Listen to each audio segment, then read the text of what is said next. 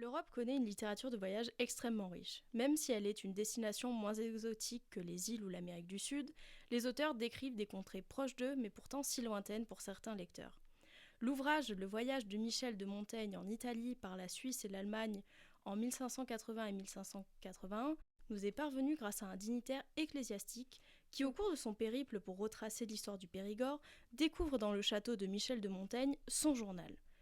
Le journal retrace l'aventure de l'auteur français au travers de la France, la Lorraine, la Suisse, mais aussi l'Allemagne.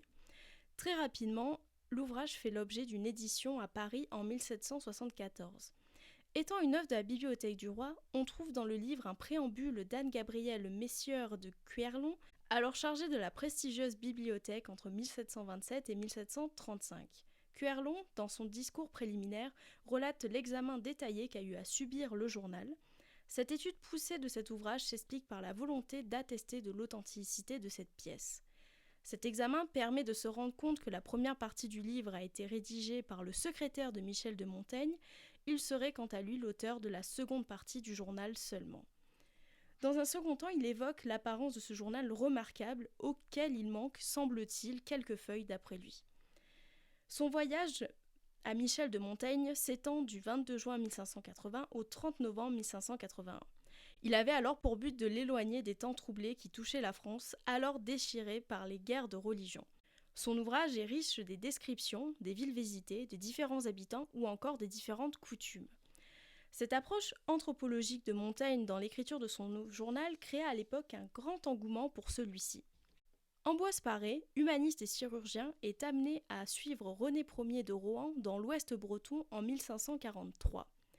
On retrouve dans cet ouvrage nommé œuvre des traités chirurgicaux, mais aussi des descriptions de l'Ouest celte. Agrémenté de nombreuses gravures sur bois et de commentaires, l'auteur y compare notamment les champs bretons au coassement des grenouilles.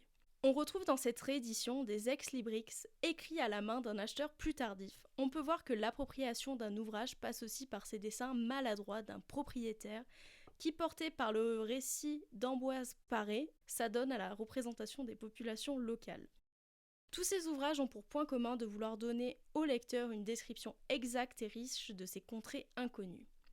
Balthazar de Montconix, diplomate et alchimiste, achève en 1665 un long voyage qui l'amène à sillonner l'Europe. Il n'échappe pas à cette volonté de vouloir partager au sein de son journal les différentes descriptions de ses rencontres ou encore la richesse de ses observations scientifiques. Son voyage, débuté plus tôt en 1663, l'a amené à traverser l'Angleterre, les Pays-Bas et l'Allemagne. Il conclut son voyage en Italie au début du mois d'avril 1664. C'est son fils qui édite son travail en 1666 après la mort de celui-ci, sous l'appellation Journal des voyages de Monsieur de Montconix, deuxième partie, voyage d'Angleterre, Pays-Bas, Allemagne et Italie. Son fils avait la volonté de faire connaître au plus grand nombre ce récit riche en descriptions à la fois culturelles mais aussi scientifiques. On y retrouve 11 planches gravées à l'eau forte qui illustrent les textes de gravure. On peut trouver sur une même page un plan, un paysage, le monument d'une ville ou encore la représentation schématique d'instruments ou de machines. Comme le précédent exemplaire, on retrouve au sein de celui-ci des annotations à la plume d'un lecteur qui, happé par le récit, décida de poser ses représentations sur le papier.